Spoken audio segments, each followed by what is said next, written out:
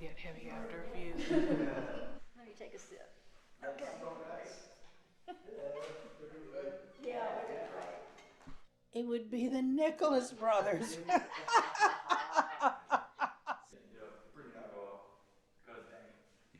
You can cover our face. That's okay. Yeah, we don't mind. We don't mind at all. Let me tickle my nose. I remember some of these movies, watching them with the family. It kind of gives you a warm and fuzzy feeling. You relive memories through them. So to see all of them in one place is really kind of special. Which is why I was so drawn to the Gidget poster. It was very special to me that time with my sister and I. It meant something. So now I get to put it on my wall. My sister's gone now, but those are memories.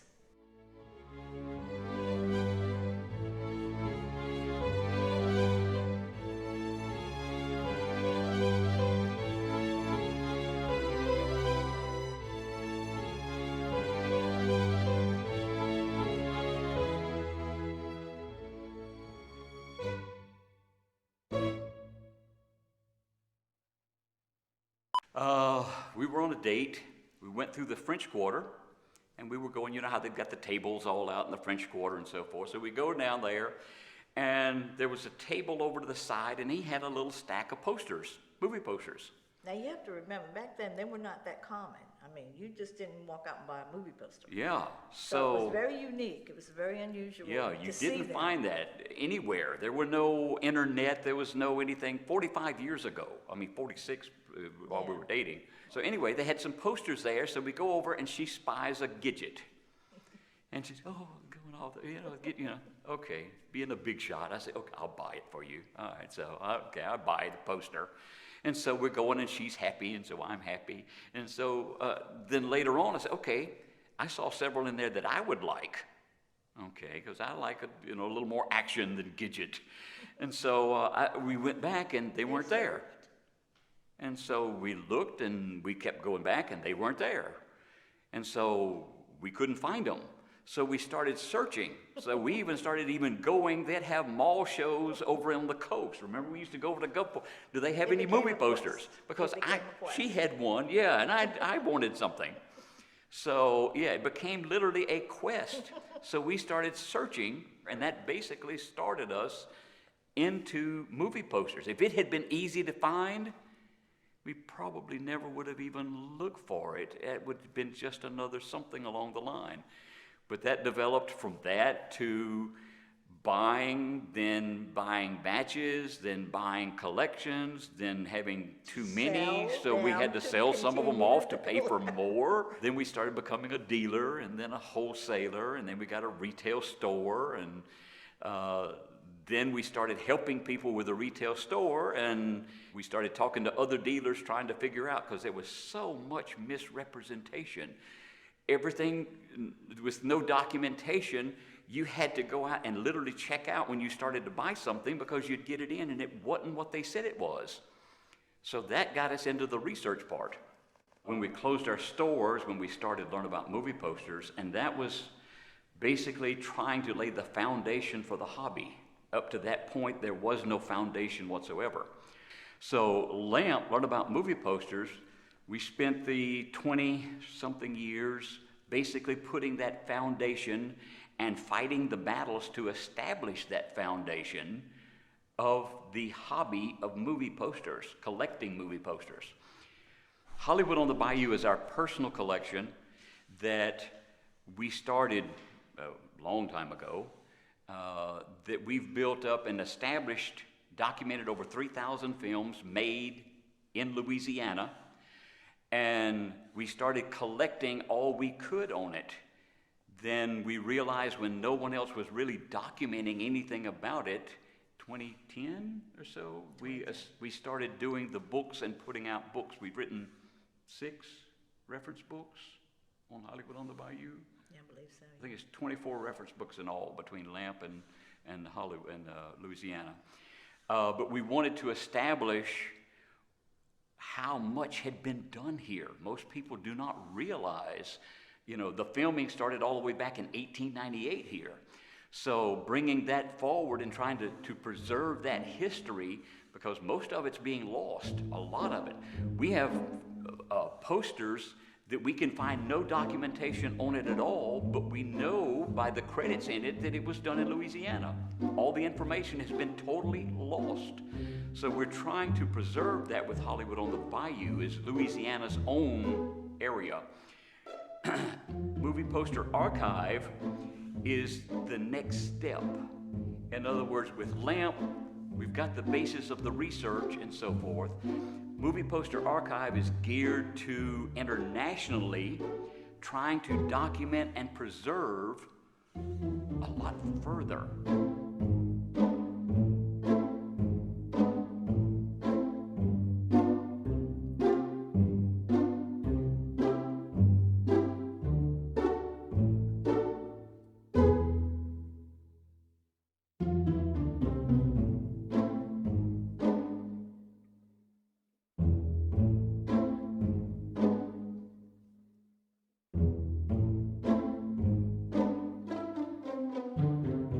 Movie Poster Archives is a vast physical and digital repository of posters, lobby cards, press kits, stills, and the paper that was released concurrently with feature films.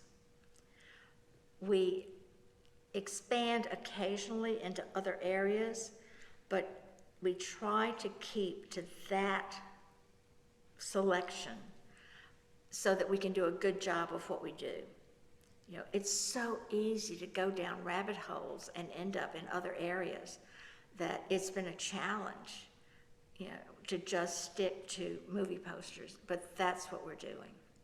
And there have been hundreds, maybe thousands of film preservation clubs. There's never been a film accessory preservation. Movie Poster Archives is unique because it is the only organization in the world that we have been able to find that is dedicated solely to the preservation of movie posters. When you don't have the film, when the film is lost, what is the next best thing? The legal documents, and that's what these are, they're documents that were issued with the film. They document it, they give many stories just from reading that poster from behind the scenes that most people don't even realize. The production codes, which are the little numbers on the bottom of a poster, on the back of a still, sometimes in the still, they tell you what movie that is from and what studio made it and when it was made. It's a really important piece of information, and it's the identifying factor. Most people don't realize that on every poster, besides the credits, every mark is important and needs documenting. Every mark gives some type of reference of what that poster, when it was, how it was done, who did it, and so forth. So Ed and Sue realized there was no reference for those. Nobody, you know, you have to, it's very difficult to find out what that means. So they have collected over 60,000 production codes. We had a lot of people that helped us, but no one had it all in one place. That's what we ended up doing. We said, well, we just got to gather all this and have one central, we kind of named ourselves Film Accessory Researchers. We created the name because there was no one else doing any, and not just here, in any country. Yeah.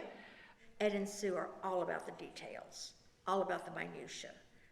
You take oddities, which, like in the French there, you've got codes on the bottom called visa de censure numbers on the French.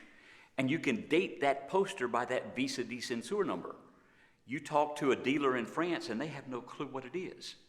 They are the most dedicated, detailed researchers I've ever run into. Sue was a legal secretary before we were married, so we got more into the documentation, more into the little picky, nitpicky parts that would prove, after we did the legal battles with the 4 major studios, we learned that you had to almost prove everything.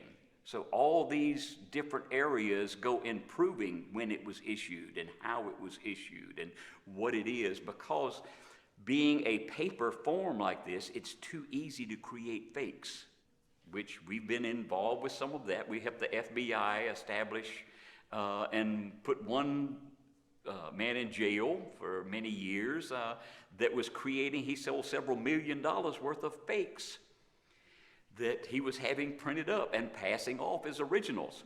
And we had to do the documentation for the jury because they couldn't understand the difference. So we had to do the presentation for the lawyers to be able to present for them to understand. So we've seen from every side this whole industry.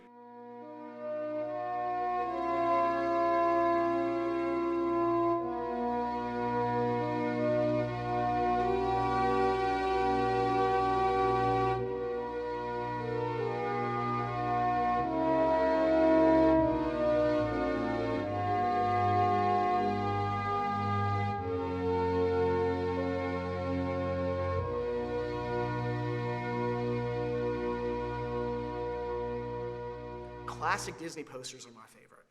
I mean, they are amazing. And then it was Ed who told me that a lot of those Disney artists weren't allowed to put their name. He's determined different ways to determine who the artists were and to kind of tell their stories and their history, which is really, really exciting. Posters of old were lithograph, which is more like real art. So that has changed in the newer. Also, the posters of old, most of them were done by artists.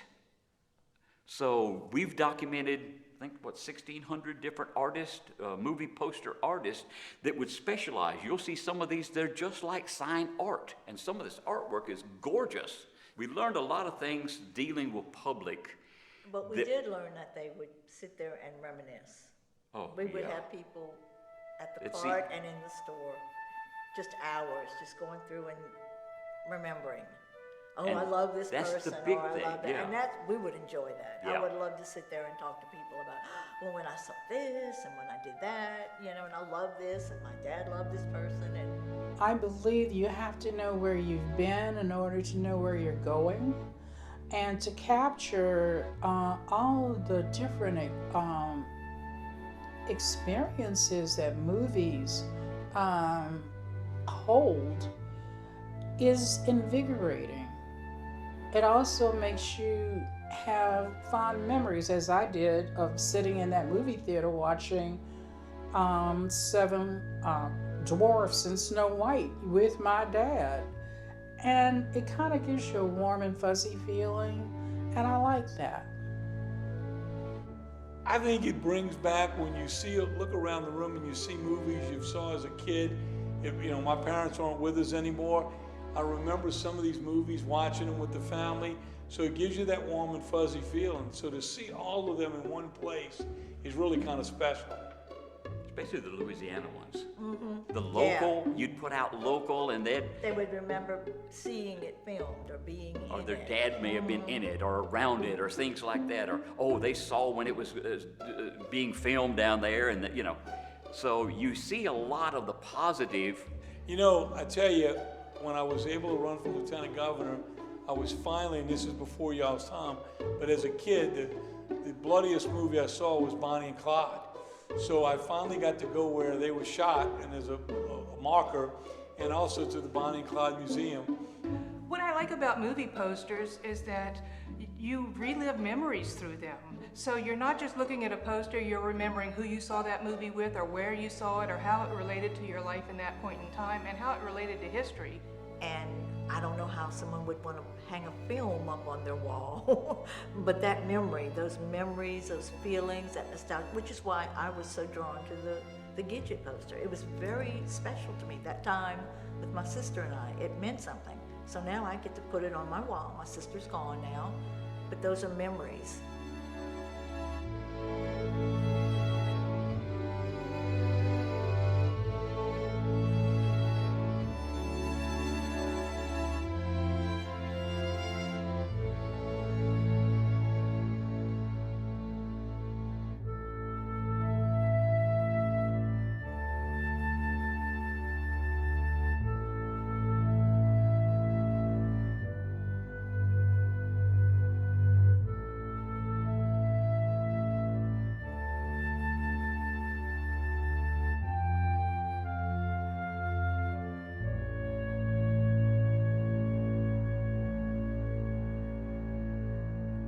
I'm a graphic designer, and what's interesting when you look at all the different movie posters from different eras, you can kind of see the history of graphic arts, and you can kind of see how things have evolved over the years.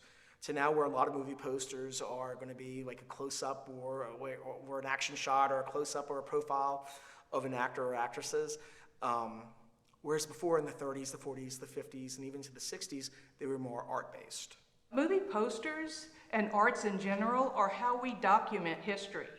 And years from now, you'll have paragraphs in a history book that tell you about the pandemic, for example. But it's through visual arts and through music that we document the emotions of that time frame to match up with the historical aspect of that time frame. So they're very important as far as documenting moments in time and historical events. Of course, the movie industry, they're a historic record. They really do tell us things that may not be recorded anywhere else. But they're also important in general research. If you want to look at any aspect of society, it's represented in a movie poster. And you can trace the evolution of race relations, of gender, all kinds of things are important. Fashion, of course. And another thing that surprised me was power as it's demonstrated in movie posters. Because as every era comes along, and whether the power is in industry or in government or in social mores, it's reflected in the movie posters of that era. It's a part of film history, it's a part of our history, it's a part of our culture. You can look through all the years and you see the changing cultures, you see the changing wars, very much like Linda was talking about. You see the world through these, regardless of the movie, regardless of who made it. I know, talking to some little local filmmakers, these films are so important to them, and we want to record that. We deal with some of these people, and maybe 20 people have seen their film, but that's important to them. So we want a record of that. We want them next to Oscar winners. So the legacy of MPA is to preserve that. When you first began, what was the goal of the art? Well, from the beginning, it's been preservation, research, and education. And then exhibition has become one of our priorities. Really at the instigation of everybody who knows about the archives. I said, well, where can I see the posters? Every topic, every genre you can think of in your life is either internationally or locally.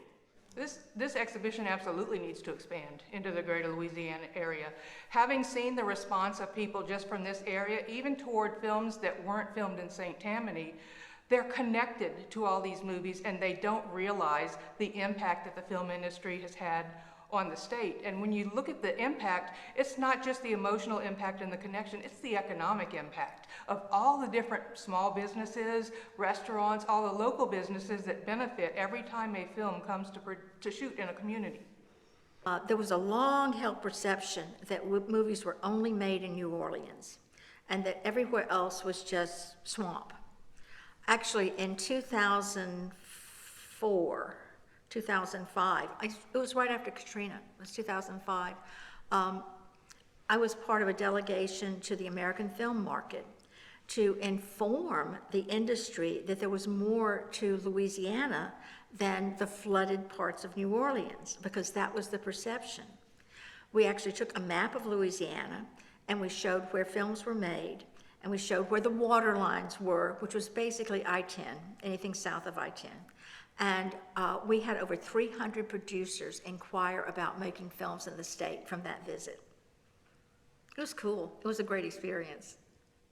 One of the elements we wanted of the exhibit, because this is multiple, is we wanted someone to walk in and be able to see everything that was done in Louisiana that's exhibited right here. The end goal of an exhibition like this is to create more awareness, and awareness in all kinds of ways. Awareness of the film industry, awareness of movie poster archives, awareness that movies are made everywhere.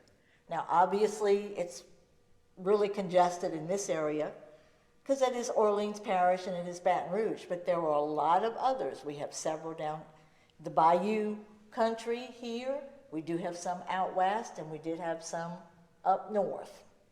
This does show that there are some places that we didn't have any real major films, even though there are probably films made everywhere. We just don't have posters or a lot of information on them. But the point was for someone to walk in and to get a broad idea that not all movies are made in Orleans or Baton Rouge, as is what most people think, but that they're spread throughout, and we're hoping to spread them further throughout the state. Before we actually received the certification, we had hundreds of thousands of posters donated. In the first 4 months, we received 250,000 posters. It's been 5 years now, and we've passed 1 million. But we had to refuse donations and slow everything down because we just couldn't handle the storage space or take care of the posters the way they needed to be. The first step is to get a research place that we can do the sorting, to be able to document and scanning. For each auction, for example, we do over 2,000 scans. Well, that's going in and digitizing at the same time. That's another purpose of some of the auctions that we're doing, going through. But we have to have a place to operate. That same place we want to start teaching because we need help. So we did slow down until we could get more space, and right now we are bursting at the seams. So much comes in, I can't go through it all at one time. Okay, I probably have 400, maybe 500,000 pieces I haven't gone through yet. We got to have more facility and more staff. But that's part of why we're telling the story here, is to let people know we're here and what we need and how they can help and see what we can do in the future. It's really exciting stuff. Now it's moving it from us and the limitations of what we can do to Movie Poster Archives and try to give it a way to expand internationally and broaden out a little bit more before they're all gone.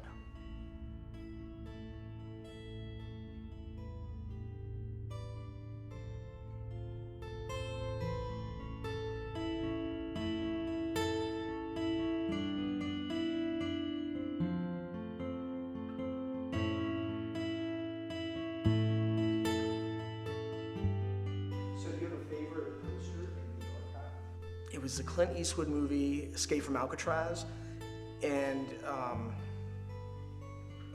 Clint Eastwood plays a character, Frank, who actually robbed the Bank of Slidell.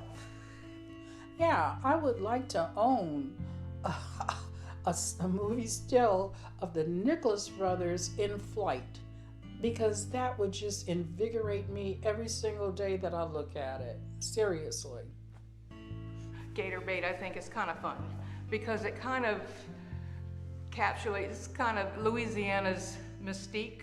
It's from Beasts of the Southern Wild. I get emotional just thinking about it because it's this gorgeous, gorgeous poster. I mean, it's a piece of art. It's this tiny little girl with a gigantic wildebeest over her, and she's just facing it down. And I love the determination and spirit in that poster.